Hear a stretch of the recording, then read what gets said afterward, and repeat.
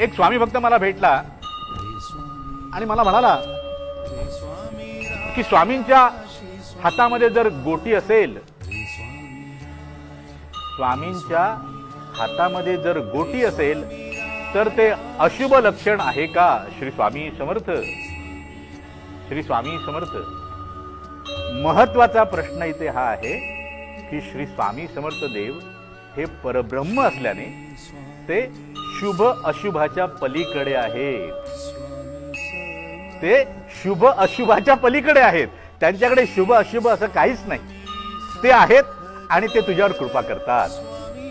मी त्याला म्हटलं, अरे बाबा, ज्याने कोणी तुला हे सांगितलं आहे किंवा ज्याने कोणी तुझ्या मनामध्ये हा विषय भरला आहे की स्वामींच्या हातामध्ये गोटी असेल तर ते अशुभ लक्षण आहे, स्वामींच्या डोक्यावर चिंता येते, तर ज्याने तुला सांगितलंय त्याने स्वामींना ओळखलेलं नाही हे मी ठामपणे सांगतो. होय, स्वामींच्या साक्षीनं आपल्यालाही सांगतो, स्वामींना ज्याने ओळखलं नाही ते अशा प्रकारची अंधश्रद्धा पसरवणारी विधानं करत असतात. मी त्याला म्हटलं, त्याने एक तर स्वामींना ओळखलेलं नाही